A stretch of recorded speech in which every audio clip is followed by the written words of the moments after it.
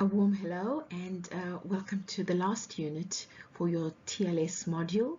I take it that from the start of the lockdown to now you've established somewhat of a routine and that you are in balance and that you are following a lovely program of studying, spending time with family and reflecting on your first year here at Embry. So let's get started with this final unit called the role of the teacher. This is such an important unit, not just in the TLS module, but for us as teachers in training, and understanding what our role and our responsibilities and our primary function is, and especially in the current times. So this picture that I'd like you to reflect on once again, that I posted on ECI for you, is a teacher with many hands and juggling many different roles. As you know, a teacher is not just the deliverer of a curriculum. A teacher has to have eyes in the back of her head. She has to have content knowledge. She has to be a nurturer. She has to be a problem solver. She has to be able to think on her feet. And especially as a life skills teacher, she has to be using every opportunity to enforce and teach life skills. So the slide says, what are the various roles of the teacher that the teacher needs to be aware of to be successful at facilitating the learning and development of life skills in their classroom? This was a question that I wanted you to reflect on. And which of these roles appeal to you or excites you the most, and why? It's an important one in identifying what are the gap areas in your role as a teacher, in your personality. Are you the kind of person that does not like an interactive classroom? If that is so, then that is something you need to reflect on, because this is the 21st century and children are going to want interaction. They want to have their voices heard. So let's go through these 5 bullets on this slide. The most common role a teacher plays in the classroom is to teach. It's to impart knowledge to children. Teachers also play an important role in the classroom when it comes to the environment. Teachers typically do not think of themselves as role models, however, inadvertently they are. Mentoring is a natural role taken on by teachers, whether it is intentional or not. Another role played by teachers is the protector role, but it does not stop there. The picture that I pulled out from the net, I think, highlights the rest of the roles, the key roles that a teacher in primary school especially plays. And if you look at the current times and with the context of South Africa and both parents having to work for economic reasons, the teacher now takes on role as parent, as a caregiver, as a coach, as a mentor, as a counselor, and it goes on. There's many hats that a life skills teacher will wear in our current times.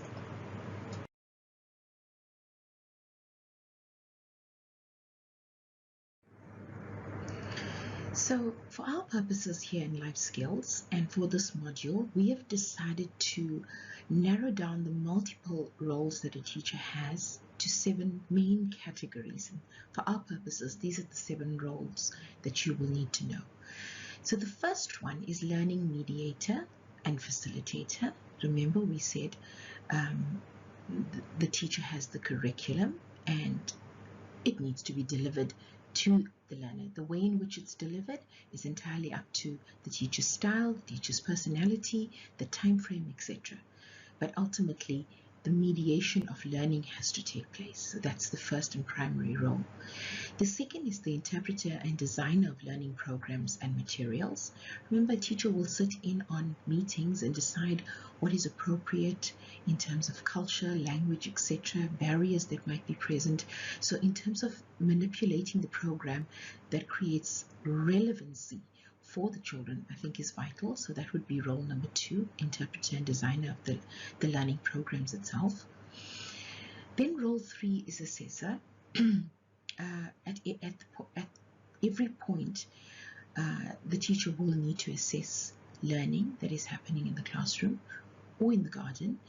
And as an assessor, you might have summative or normative assessments lined up for the year, or there might be informal assessments where you can at a glance tell whether there's issues and challenges that you might need to seek intervention for.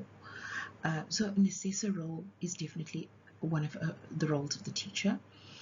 Then we say that the teacher is a lifelong learner. So this falls under the umbrella of scholar and researcher.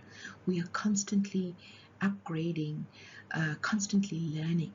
And this is something that our students and our learners need to understand, that learning does not stop when you earn a certification or a degree or you graduate. It is a lifetime process. It is a lifelong process.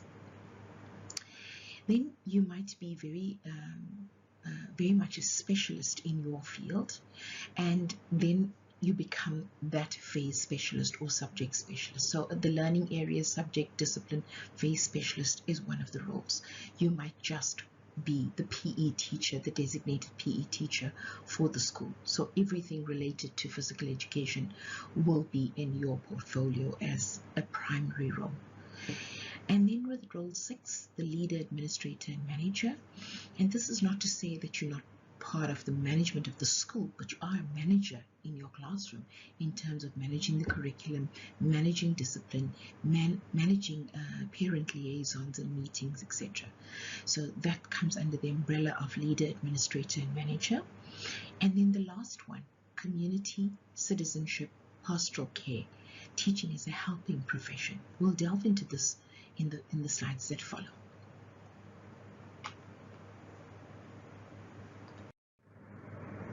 So let's look a little further into the first role of the teacher, the learning mediator and facilitator.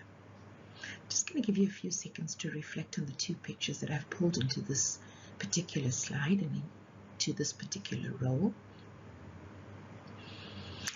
And if you observed the manner in which the teachers are delivering their curriculum, respectively, you will see there's engagement. You'll see that the children look involved. And you can see also that there's not just the teacher standing in front delivering his content. The children are around him in the second picture, almost involved in the learning process. So as a mediator and a facilitator, the teacher is going to have to take into account the diverse needs of the learners. He's going to have to understand that the children come from different backgrounds, diverse backgrounds, especially here in our South African context. He might have to understand what the cultural background of the children are in order to teach in a more effective manner and to inspire his learners. So in role 2, we look at the learning programs and the manner in which the teacher will interpret it initially for herself or himself and then present it to the learners. Here again, when we took into account the diverse needs of the children, the language, the possible barriers in the class, etc., we are going to co-construct the learning. And the way in which this is done is if the teacher is creative in the way in which they interpret and design this particular learning program. So the text on the left says that educator will understand and interpret provided learning programs, design original learning programs, identify the requirements for a specific context of learning, and select and prepare suitable textual and visual resources for learning. The educator will also select the sequence and pace of the learning in a manner sensitive to the differing needs of both the subject and the learners. You can see the key ingredients here is the teacher understanding her learners before delivering or designing the learning program. So now we've come to the role 3, which is the assessor role. Teacher is now assessing work that has been taught. And I say this in inverted commas because only after the assessment process is complete will this provide adequate feedback for the teacher in understanding his or her role in delivery of that particular aspect. So this forms a vital space for a teacher in which to understand the manner in which she or he delivered the curriculum, whether aspects need to be retaught, whether there needs to be changes in the delivery method, or the time that he or she has spent on in a particular aspect. Keeping detailed and diagnostic records are very important for teacher in the role of assessor. Remember, there's summative and there's formative assessments that she or he will be involved in. And, part of the teacher role we said was administrator. So keeping records here is very important in terms of understanding, because at the end of the year, the teacher is going to have to make that decision about whether a child is worthy to complete that particular phase or year and go into the next one. So the records will show the feedback, the summative, formative assessments, etc., all play a part in understanding where the child is at in terms of the learning process.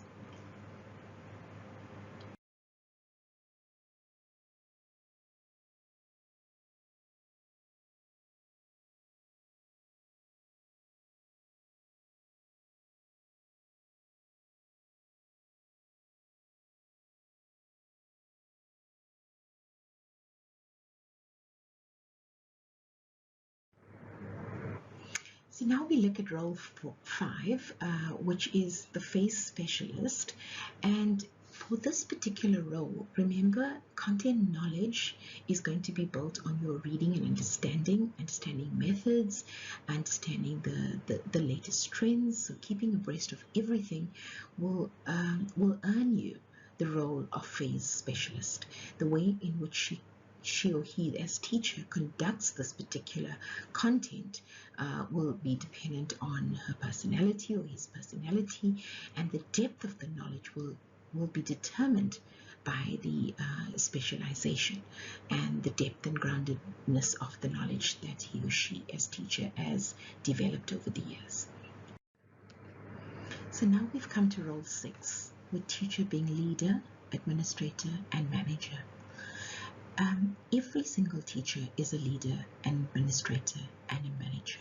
A manager in terms of the curriculum, a manager in terms of his or her time, a manager in terms of how the curriculum is being handled and managed, and in terms of managing the students, managing the parent-teacher liaisons, leading in this process as well. As a leader, one would think of a mentor, somebody that children look up to, somebody that can take